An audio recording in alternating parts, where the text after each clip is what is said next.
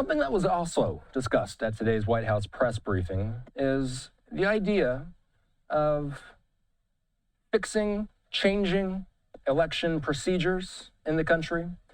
President Trump earlier this week floated the idea that Republicans should nationalize voting as the 2026 midterms approach. This sparked a new round of questions about who controls elections in America and how far the federal government can go. The president, after those remarks, he, by the way, mentioned them in a podcast on Monday, and then on Wednesday, the president amended what he said to NBC, saying, quote, "I didn't say national. I said there are some areas in our country that are extremely corrupt." The president lately has also been focusing on the Save America Act. President Trump posting a statement on Truth Social just about a couple hours ago saying, "America's elections are rigged, stolen, and a laughingstock all over the world. We are either going to fix them or we won't have a country any longer. I'm asking all Republicans to fight for the following: Save America Act. All voters must show voter ID. All voters must show proof of United States citizenship to register for voting. No mail-in ballots except for illness, disability, military, or travel." Caroline Leavitt, during that press briefing earlier today, also acknowledging it. This is that Republicans and Democrats in Congress should pass the Save America Act.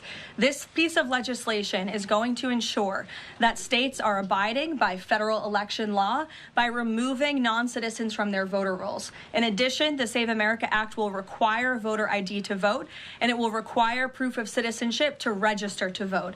These are very common sense policies and proposals that 89% of our country agree with. So that's what the president is talking about. Again, I just spoke with him about this, and he's calling on both Republicans and Democrats to send the Save America Act, to pass it into law and to send it to his desk as quickly as possible. All right, Caroline Leavitt saying that earlier today. As we take a live look at the White House, let's also bring in live David Becker. He's an election administration expert and the executive director of the Center for Election Innovation and Research. You know, a lot to talk about here. The president first used the word nationalize on a podcast, and he walked it back by saying he was referring to extremely corrupt areas.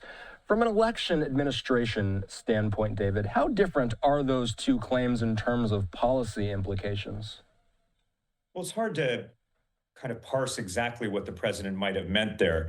But what's not hard to parse is what the founders intended for this country. The founders were very clear after fighting a war, a revolutionary war against a monarch.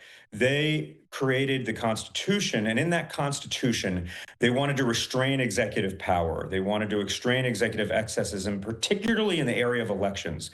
They were very wise in this way and perceptive. They knew that if an executive might use an attempt to seize the elections to gain more power than that was permitted under the Constitution. And so they carved elections out specially in Article 1, Section 4, in something called the Elections Clause. And they said in the Constitution, the time, place, and manner of elections shall be left to the state legislatures. Congress can also act in some cases. It is not possible for the executive branch to nationalize elections, certainly on their own, because the executive branch, the president, has no role whatsoever in elections as the Constitution has been drafted. And as it turns out, that's a really good idea. Because one of the strengths of our system, one of the things that makes it most secure, is the decentralization of our elections. The fact that we don't hold one single election under one single authority in November. We're going to actually hold 10,000 little elections run by our local community members, our neighbors, our elected officials in those local areas who know us best. People in different areas might choose to vote differently, and that is a strength of our system. It makes us very resilient against any potential attack or attempt to tamper with elections. It's effectively impossible to tamper with a national election thanks to the wisdom of the founders. In this context, what exactly does nationalizing an election or nationalizing votes mean? I got to tell you, I have no idea because we've never done it in our history. If someone likes the idea of nationalizing election procedures, how much mail voting there is, how much early voting there is, what kind of ID or et cetera, how voter lists are maintained. There's really one way to do that at the national level, and that is to go through Congress and go through Congress alone. There's no other way to get this done. And I'd also suggest, I think we live in a highly partisan world where, it may be that there are many who agree with what this president is doing or disagree with what this president is doing. But if you agree with the policy decisions of this president or what he appears to be supporting and support him seizing power from elections from the states, just beware, because there will be a president of a different party that you might not agree with later who will do the exact same thing. And this is why Congress has been so very careful not to try to nationalize elections. We see members of Congress, Republican members of Congress, coming out repeatedly and saying they don't think elections should be nationalized. The Wall Street Journal editorial page said elections should not be nationalized, recognizing that this is something that is better left to the deliberative power of Congress, and even better to the respective states to determine how best to run elections there.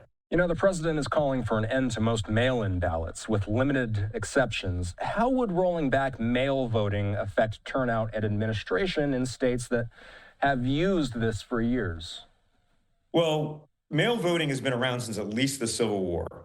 We have a very effective, secure way of doing mail voting. Every single mail ballot everywhere in the United States is actually checked and verified twice, once at the time the mail ballot is sent out and once at the time the mail ballot is returned, confirming that it comes from the right person. If there had been widespread voter fraud, we would see it because people would show up and ask where their ballots were.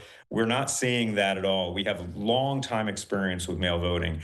In addition, it really spread, particularly in the western part of the United States, about 20 to 30 years ago. And that was really spurned by Republicans in many cases.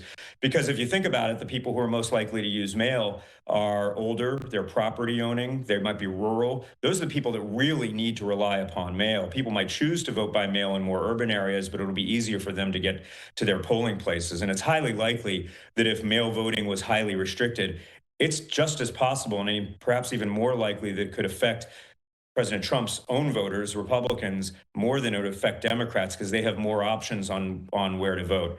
All that being said, I don't think it's likely that this bill will pass. I don't think it's likely that Congress will agree to this bill because so many of these members of Congress were elected by mail ballots, both Republicans and Democrats. Mail voting is widespread, not just in blue states like Washington, Oregon, and California, but also in red states like Utah and Montana and Idaho.